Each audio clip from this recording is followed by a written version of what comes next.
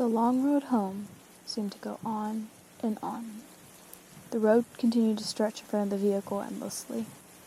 The light that shone through the branches of the tall, green trees danced across the window in random patterns, and every once in a while, obnoxiously shined in your eyes.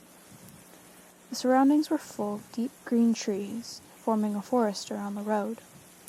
The only sound was the sound of the car's engine as it traveled down the path. It was peaceful and left a serene feeling. Although the ride seemed nice, it lacked every form of nice from its two passengers. The middle-aged woman behind the steering wheel had neat, short, brown hair that fit her complexion quite well. She wore a green V-neck t-shirt and a pair of blue jeans. Diamond stud earrings decorated each of her ears, which partially showed from behind her haircut. She had deep green eyes, which her shirt brought out, and the lighting seemed to make more noticeable. There wasn't anything significant about her appearance. She looked like any other average mother you'd see on TV shows and the like.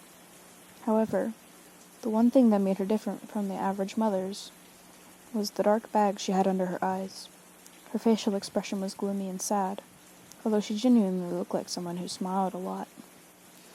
She would sniffle every once in a while, and occasionally glance in the rearview mirror to look at her son in the back seat, who was hunched over partially, with his arms held tightly around his chest, and his head pressed against the cold window. The boy lacked any normal appearance, and anyone could plainly see that. There was something wrong with him. His messy brown hair went every which way, and the luminescent lighting brought out his pale, almost gray skin. His eyes were dark, unlike his mother's, and he wore a white t-shirt and scrubbed pants that had been provided for him by the hospital. The clothes he had worn before were so shredded and blood-stained that they weren't wearable anymore. The right side of his face bared a few cuts, along with a split eyebrow. His right arm was bandaged all the way to the shoulder, which had been shredded when his right side had hit the shattered glass. His injuries appeared to be painful, when in reality, he couldn't feel anything. This was just one of the glories of being him. One of the challenges he had to face while growing up was having a rare condition that caused him to be completely numb towards pain. Never before had he felt himself get hurt. He could have lost an arm and felt nothing. The other major disorder he had faced, which was the one that deemed him many insulting nicknames in the short time he had attended grade school before he switched to homeschooling, was his Tourette's syndrome, which caused him to tick and twitch in ways he couldn't control. He would crack his neck uncontrollably and twitch every once in a while. The kids would tease him and call him Ticci Toby, and they mocked him with exaggerated twitching and laughing. It got so bad, he had to turn to homeschooling. It was too hard for him to be in a common learning environment, with seemingly every kid poking, or, more like, stabbing fun at him. Toby stared blankly out the window, his face empty of any emotion, and every few minutes, his shoulder, arm, or foot would twitch. Every bump that the car tires hit would make his stomach turn. Toby Rogers was the boy's name, and the last time Toby remembered riding in a car was when it crashed. That's all he thought about, unconsciously replaying everything he remembered before he blacked out, over and over again. Toby had been the lucky one. His sister had not been so lucky. When the thought of his sister came up, he couldn't help the tears that welled up in his eyes. The horrible memories replayed in his mind. Her screaming head cut off when the front of the car was smashed in. It all went black for a moment before Toby opened his eyes to see his sister's body. Her forehead pierced with glass shards, her hips and legs crushed under the force of the steering wheel, and her torso pushed in from the too late inflated airbag. That was the last thing he had seen of his dear old sister. The road home continued on for what seemed like forever. It took so long to get home because his mom wanted to avoid the sight of the crash. When the surroundings gave way to a familiar neighborhood, they were both more than ready to get out of the car and step back into their own home. It was an older neighborhood, with quaint little houses all next to each other. The car drove in front of a blue house with white window panes. They both quickly noticed the old vehicle that was parked in front of the house and the familiar figure that stood in the driveway. Toby felt automatic anger and frustration take over him at the sight of his father, who wasn't there. His mother pulled the car up in the driveway beside him before turning off the engine and preparing to step out and face her husband. "Why is he here?" Toby said quietly as he looked back at his mother, who reached to open the car door. "He's your father, Toby. He's here because he wants to see you." His mother responded in a monotone voice, trying to sound less shaky. Yet he couldn't drive up to the hospital to see Lyra before she died. Toby narrowed his eyes at the window. "He was drunk that night, honey. He couldn't drive." "Yeah, when is he not?" Toby pushed the door open before his mother and stumbled out onto the driveway, where he met his father's gaze before looking down at his feet with a stern expression. His mother stepped out behind him and met her husband's eyes before walking around the car. His father opened up his arms, expecting a hug from his wife, but she walked past him and put her arm around Toby's shoulder and started leading him inside. "Connie," her husband began in a raspy voice. "What, no welcome home hug, huh?" She ignored her husband's obnoxious words and walked past him with her son under her arm. "Hey, he's 16. He can walk by himself." His father began to follow them in. "He's 17. Connie glared back at him before opening the door and stepping inside the house. "Toby, why don't we get you to your room to rest, okay? I'll come get you when dinner's ready." "No, I'm 16. I can walk by myself," Toby said sarcastically, and glared back at his father before stumbling up the small staircase and turning into his room, where he slammed the door violently. His little room didn't have much in it. Just a small bed, a dresser, a window, and his walls had a few pictures of his family, back when they were a family, before his father became an alcoholic and acted violently towards the rest of his family. Toby remembered when he was arguing with his mom, and he grabbed her by the hair and shoved her to the floor. And when Lyra had tried to break it up, he pushed her, and she hit her back on the corner of the kitchen counter. Toby could never forgive him for what he did to his mother and sister. Never. Toby didn't care how much his father beat him down. He couldn't feel it anyway. What he did care about was how he intentionally hurt the only two people he ever cared about. And when he was waiting in the hospital, where his sister took her last breaths, the only one who didn't rush there was his dad. Toby stood by the window and looked out at the street. He could have sworn he saw something out of the corner of his eye, but quickly blamed it on the medication he was put on. When dinner time had come, and his mother called up to him, Toby came down the stairs and hesitantly sat down at the table across from his father, and in between his mother and an empty chair. It was quiet as his parents picked at their food, but Toby refused to eat. Instead, he just watched his dad with a blank stare. His mother caught on to his staring and elbowed him slightly. Toby looked over at her slightly, and then looked down at his uneaten food, which he didn't touch. Toby laid in bed. He pulled his covers up and stared at the window. He was tired, but there was no way he would fall asleep. He couldn't. There was too much to think about. He had been debating on whether or not to follow his mother's directions and forgive his father, or continue holding a grudge with his boiling hatred. He heard his door creak open, and his mother came into the room and sat on the bed next to him. She reached over and rubbed his back, which had been turned to her. "I know it's hard, Toby. Trust me, I understand. But I promise you, it'll get better," she said softly. "When is he going to leave?" Toby said with an innocent tone and a shaky voice. Connie let her gaze fall to her feet. I don't know, honey. He's staying as far as I know," she replied. Toby didn't respond. He just continued to look forward at the wall, holding his damaged arm near his chest.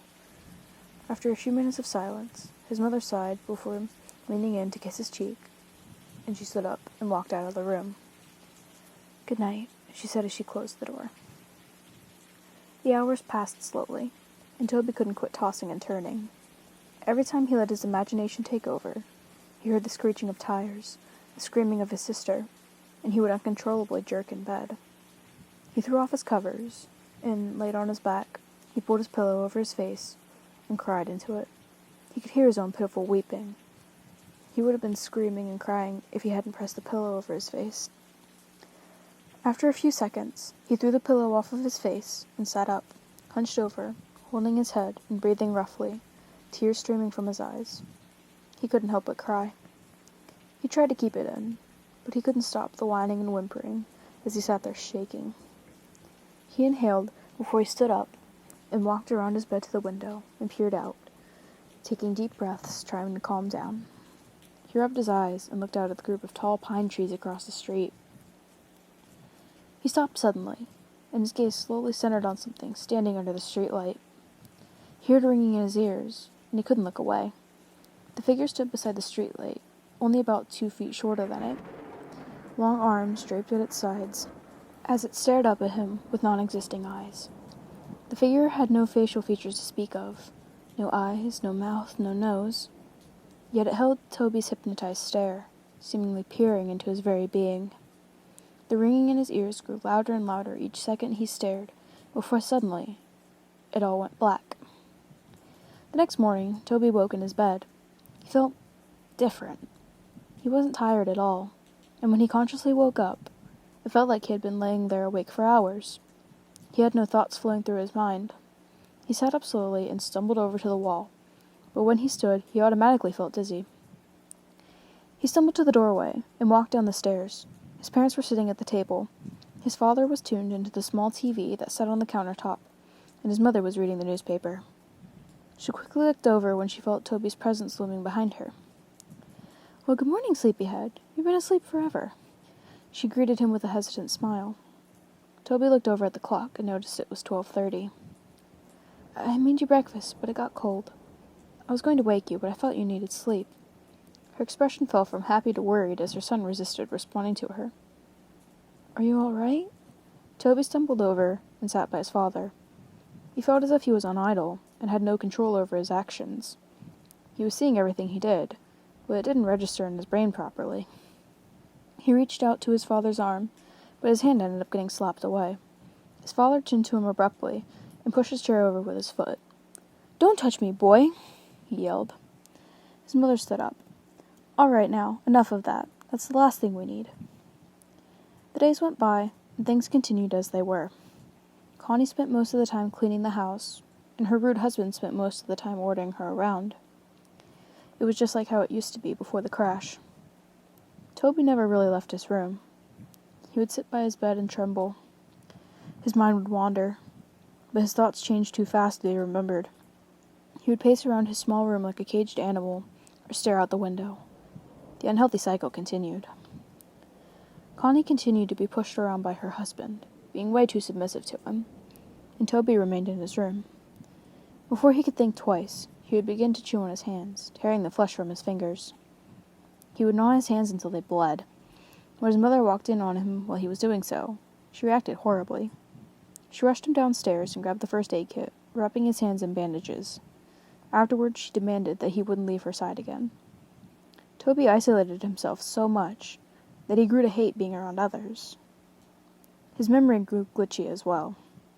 He would start missing memory of minutes, hours, days, and so on. He would begin talking nonsense about things completely unrelated to the conversations he would have. He'd go off about seeing things, sharks in the sink as he washed the dishes, hearing crickets in his pillows, and seeing ghosts outside his bedroom window. His mother grew so anxious about his mental health that she decided it would be good for him to talk to a professional about what he was feeling. Connie walked Toby into the building, holding his hand and guiding him in. She walked him up to the front desk and began talking to the lady who sat behind it. "Mrs. Rogers?" the lady asked. "Yes, that's me," Connie nodded. "We're here to see Dr. Oliver. I'm here with Toby Rogers." "Yes, right this way." The lady stood and led them down a long hallway. Toby looked at the framed artwork on the walls and tuned into the sound of the lady's high heels on the hardwood floor. She opened the door to a room with a table and 2 chairs. "If we can get him to sit in here for a few minutes, I'll get the doctor." She smiled and held the door open. Toby stumbled into the room and sat down at the table. He looked over at his mother and the lady before the door slowly shut behind them. He looked around the room before he held up his tightly bandaged hands and began to bite at the bandages to unwrap them. But he was interrupted as the door swung open, and a young lady in a black and white spotted dress and light blonde hair stepped in, holding a clipboard and a pen. "Toby?" she said with a smile. Toby looked up at her and nodded. It's nice to meet you, Toby. My name is Dr. Oliver. She put her hand out for him to shake, but hesitantly pulled away when she noticed his bandaged hands. Oh, she smiled nervously before clearing her throat and sitting in the chair in the table across from him. So, I'm going to ask you a few questions. Try to answer them as honestly as possible, okay? She placed her clipboard down on the table. Toby nodded slowly and held his restrained hands in his lap. How old are you, Toby? 17, he responded quietly. She wrote that down on the paper that was clipped to the clipboard. And what's your full name? Toby Aaron Rogers. When is your birthday? April 28th. Who's your immediate family? Toby paused for a minute before answering her question. My mom, my dad, and... He stopped. My sister. I heard about your sister, dear. I'm really sorry. Her expression faded to a sad, pity-filled look. Toby nodded. Do you remember anything from the crash, Toby? Toby looked away from her. His mind went blank for a moment. He looked down at his lap and in the surrounding area. He heard a faint ringing sound. His eyes widened, and he froze in place. Toby, the counselor asked. Toby, are you listening? Toby felt a shiver go down his spine until he froze once again, until he looked over out the small window in the door. When he saw it, a dark, featureless figure peering in at him. He stared, eyes widening, the ringing growing louder and louder, until suddenly the loud voice of the counselor broke his trance. Toby! She yelled. Toby jumped and fell sideways out of his chair and backed up into a corner. Dr. Oliver stood up, holding her clipboard to her chest, a surprised look in her eyes. Toby met her eyes again, his breath hitching as he twitched. That night, Toby lay in bed. His eyes were dazed as he stared straight up at the ceiling. He could feel himself begin to doze off when he heard the scattering of footsteps down his hallway. He sat up and looked towards the doorway, his door wide open. There was no light. Everything was lit by the luminescent blue glow of the moon through his window. He stood up and slowly made his way towards the doorway, when suddenly the door, which was previously wide open, slammed in his face. He gasped and fell back. He was out of breath when he hit the ground, and he began breathing heavily, his eyes wide open. He waited for a few seconds before getting back on his feet. He reached out and grasped the cold door handle with his bandaged hand, and it creaked open. He looked out into the dark hallway, and tiptoed out of his room. The window at the end of the hallway lit up the darkness with blue moonlight as he patted his way down. He could hear footsteps rustling around him, and faint giggling, followed by the pitter-patter of small feet, which sounded like a child had run in front of him, giggling and running around. The hallway was a lot longer than he remembered. It seemed endless, like the ride home from the hospital. He heard the door creak in front of him. Mom? He called in a shaky voice. Suddenly, a door slammed behind him. He jumped and turned around. Behind him, he heard a long, eerie groan that sounded like a croak right in his ear. He turned around as fast as he could, and he was suddenly face to face with none other than his dead sister. Her eyes were clouded white, her skin pale, the right side of her jaw dangling there by tissue and muscle, glass protruding from her forehead, and black blood leaking down her face. Her blonde hair was pulled up in a ponytail, as it always was, and she was wearing her gray t-shirt and athlete shorts, which were dirty and spotted with blood. Her legs were bent in ways they shouldn't be. She stood, emitting a long, croaking noise only inches away from Toby's face. Toby yelped and fell back. Ah! He started to crawl backward away from her, but he was unable to break the eye contact he had held with her blank, dead eyes.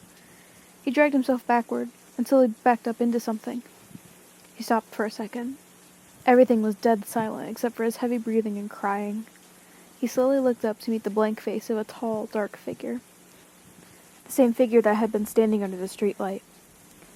Behind the dark mass were rows of children looking to range from 3 to 10 years old, their eyes completely black, and dark black blood leaked from their eye sockets. He screamed and stood up as fast as he could, only to be tripped by dark black tendrils that wrapped around his ankle. He fell straight onto his stomach and got the wind knocked out of him. He tried to scream, but he couldn't make a sound. He wheezed before it all went black. Toby woke with a start. He screamed out and sat up as fast as he could, completely short of breath. He wheezed out and held his chest with his bandaged hands. It was just a dream. Just a dream. He lay back down on his bed and rolled over on his side. It felt like a weight had been lifted off his chest as he took deep breaths. He stood up and padded over to his window. He saw nothing. Nobody was out there. No ghosts, no figures, nothing. He heard the rustling and coughing of his father outside the doorway. His door was closed. He walked over again and opened it, looking out into the hallway once more. He padded down the hallway and into the kitchen, where he found his dad standing and having a smoke in their living room.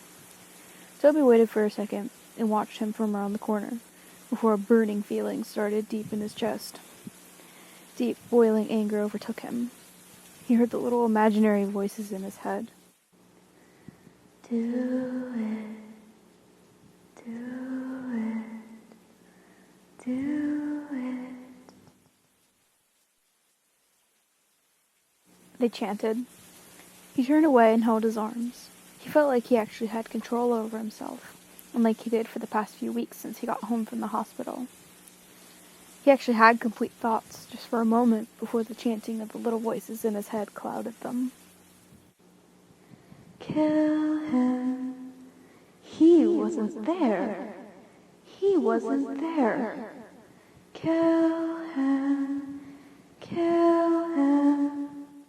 They continued on. Toby trembled. No, he wasn't going to do it. What, was he going crazy? No, he won't kill anyone. He can't. He hates his father, but there's no way he was going to kill him. And that was it. That was the last thought he had before he fell into an idle state once again. The influence of the voices in his head was too much. He began to silently walk up behind his father. He reached over the counter to the knife case. He gripped it in his hand. He felt the sensation take over his chest. He let out a snicker.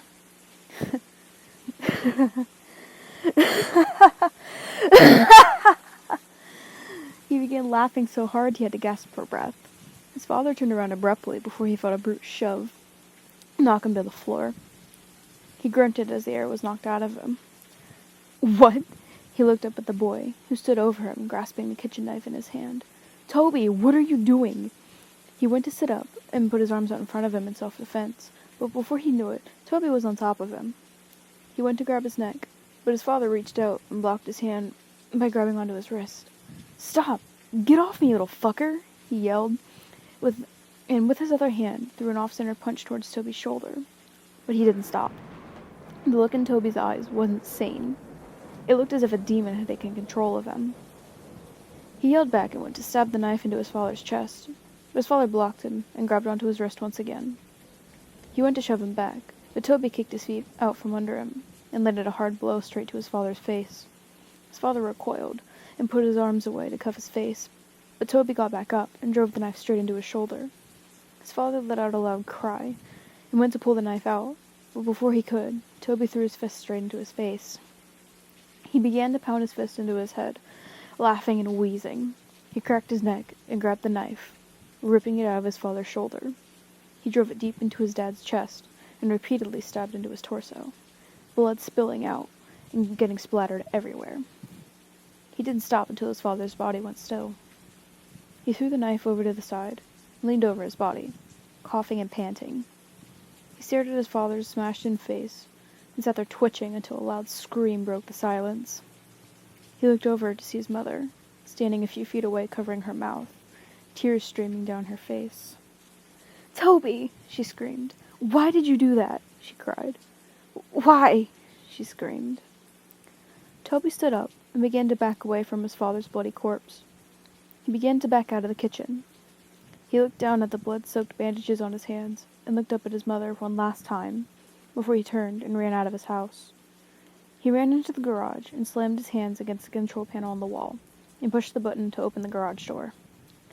Before he ran out, He noticed his father's hatchets, which had been hanging on the tool rack above a table full of jars, filled to the brim with old rusted nails and screws.